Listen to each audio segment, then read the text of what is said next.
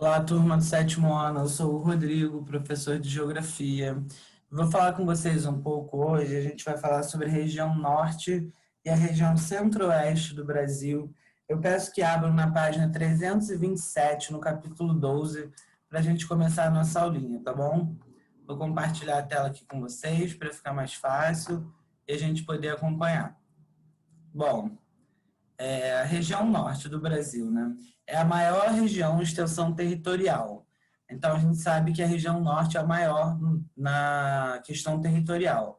Essa região conta com uma população de cerca de 17.231.027 habitantes, segundo o censo de 2014. Ela é formada por 7 estados, que são Amazonas, Pará, Acre, Rondônia, Roraima, Amapá e Tocantins.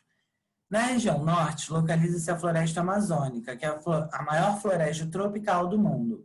O rio Amazonas, que é o maior rio do mundo em extensão. A bacia amazônica, a maior bacia hidrográfica do mundo, né? Que é um conjunto de rios que formam uma bacia hidrográfica, como a gente estudou, né? Tem os divisores de água, que são os morros, e esse conjunto de rios que formam a bacia hidrográfica. A gente tem o Pico da Neblina, que é o ponto mais alto do Brasil, com 2.993,8 metros. Então, a gente tem que ver que o Pico da Neblina está situado no Parque Nacional Pico da Neblina, na Serra Imeri, no município de Santa Isabel do Rio Negro, no estado do Amazonas. A gente tem um mapa da região norte aqui, né, com cada capital de cada estado, que a gente está vendo aí, Manaus, Boa Vista, Macapá, Belém, Palmas, Pará, Rondônia, Rio Branco, e a gente consegue ver a disponibilidade de água também da região, né, que é muito rica a disponibilidade de água, tem muitas bacias hidrográficas e um dos principais rios que a gente viu aí, que é o Rio Amazonas, né. O clima da região. O clima da região norte é predominantemente, na maior parte da região norte do Brasil, é o equatorial úmido, apresentando elevadas temperaturas com médias acima de 25 graus. Chuvas abundantes durante todo o ano, superiores a 2.000 e a 3.000 milímetros anuais, variando conforme o movimento das massas de ar, que a gente sabe que tudo depende dos movimentos das massas de ar, né? Em todo o estado do Tocantins e no sudoeste do Pará, predomina o clima tropical, com duas estações bem definidas, uma chuvosa e uma seca. No noroeste do Pará, desculpa, e leste de Roraima, predomina o clima equatorial e semiúmido, com curtos períodos de seca e temperaturas mais elevadas durante todo o ano. Bom, como a gente sabe, né, o clima ele vai ter interferência direta na vegetação. A vegetação da região norte, ela está intimamente ligada ao clima, ao solo e ao relevo. Além da floresta, o que ocupa a maior parte da região, aparecem campos úteis para a criação de gado. A floresta amazônica, que ocupa 40% do território brasileiro, apresenta três degraus de vegetação, tendo como base os níveis de altitude. A mata de terra firme, parte da floresta que se localiza em terrenos mais elevados e não são atingidos por inundações e rios, né? Que é conhecida como a mata de terra firme. Nessa região se encontra o mogno, o cedro, o angelim, a andiroba, o guaraná, o gaúcho, planta que fornece o látex, a castanheira, a árvore nativa, que pode atingir até 30 metros.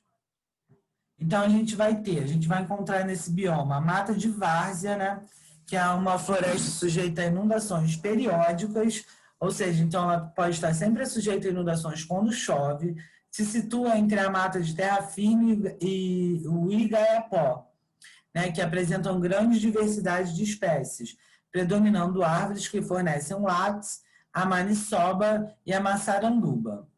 A mata do Igaiapó é a parte da floresta que se localiza em terrenos baixos, próximos do rio, ocupado por solo permanentemente alagado, onde predomina a Vitória Régia e a Piaçaba. Então, quando a gente falar de mata do Igaiapó, a gente vai saber que a gente vai estar falando das Vitórias Régias, né, da vegetação que contém a Vitória Régia. Bom, vamos falar um pouquinho do relevo, né, que também influencia o clima e a vegetação. Estão todos sempre ligados. Os relevos da região norte predominam três áreas de relevo, que é a planície amazônica, que acompanha uma grande bacia fluvial, com altitudes que variam de 100 a 200 metros acima do mar. A região de Planalto, que varia entre 200 e 800 metros de altitude, em áreas de chapadas e serras, como as Serras dos Carajás, Serras Peladas, Serras do Caximbos, entre outras serras, né, que a gente vê que ocupa aí de 200 a 800 metros de altura, e as regiões de maiores altitudes, que são acima de 800 metros, entre elas a Serra do Parimá e do Pacairama, que no estado de Roraima, na fronteira com a Venezuela, e a Serra do Imeri, o estado do Amazonas, onde se localiza o Pico da Neblina, e o Pico 31 de Março. A hidrografia da região norte. A hidrografia da região norte é caracterizada por grandes bacias hidrográficas, como a gente falou, é um conjunto de rio, né? A bacia amazônica e a bacia do Tocantins, né, são os maiores exemplos que a gente tem dessas bacias na região norte. A bacia amazônica é a maior bacia hidrográfica do mundo. Ela é formada pelos rios Amazonas e seus mais de 1.000 afluentes, com 3.869.953 quilômetros de extensão. Em território brasileiro, possui 22 mil quilômetros de rios navegáveis, ou seja, a gente tem muita navegação e transporte de pessoas e mercadorias nessa bacia amazônica. Na bacia do Tocantins, que é a maior bacia hidrográfica totalmente brasileira, é formada pelo rio Tocantins e seus afluentes.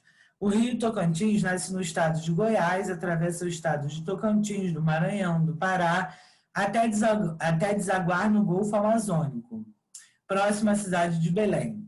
Na época das cheias, apresenta grande parte de seus rios navegáveis. A hidrelétrica do Tucuruí, localizada no estado do Pará, é a maior usina hidrelétrica totalmente brasileira. Então, a gente vê a importância, né? A gente está falando de hidrografia, mas a gente também vê a importância econômica, né? Que gera, como a geografia ela se complementa, né? Na questão econômica, na questão política, na questão geográfica, na questão da formação do território, na questão das paisagens, como a gente vê que isso tudo tem uma ligação, né? Agora a gente vai falar um pouquinho da economia da região norte, né? Começou a receber um grande número de migrantes por volta de 1870, que se embrenhavam pela floresta à procura da seringueira, pela extração do látex, usado na fabricação da borracha. Em 1910, metade da borracha consumida do mundo saía da Amazônia. O extrativismo do látex da castanha do Pará atraiu imigrantes espanhóis e portugueses e franceses. Estimulando o crescimento da região, foram construídos os portos de Belém e Manaus, além de outros em cidades menores. Bom, a gente vê também que o Acre ele foi comprado em negociação com a Bolívia. Foram construídas ferrovias para escoar toda a produção extrativista e instaladas pequenas indústrias de bens de consumo. As cidades de Manaus e Belém se modernizaram com a construção de teatros, bibliotecas públicas, palacetes, jardins públicos, o fornecimento de energia elétrica, o serviço de bonde, entre outros serviços de uma cidade. A primeira reserva extrativista de seringueiros e castanheiros foi criada em 1990, em Chapuri, no estado do Acre. Após o assassinato, em 1988, do seringueiro e líder sindical Chico Mendes, a cidade de Marabá, no Pará, é o maior centro exportador de castanhas do Pará no Brasil. A Brasil Nut, nome da castanha no mercado internacional, é exportada para os Estados Unidos, Japão e países da Europa. A região norte possui imensos recursos minerais. Cassiterita, da qual se extrai o alumínio, é explorada desde 1958 em Rondônia. Por volta de 1967, foram descobertas nas Serras dos Carajás, no sudeste do Pará, grandes jazidas de minério de ferro, de manganês, de ouro, de cassiterita, de bauxita, de níquel e de cobre. Então, a gente vê a importância dessa região norte por essa exploração dos minérios, né? Tem a questão do fácil escoamento, tem a questão de muitas jazidas minerais que foram descobertas, né? Então, a gente vê essa grande importância econômica que abrange essa área.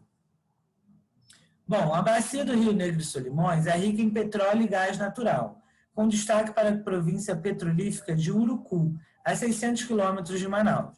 O complexo de produção se estende por mais 70 poços.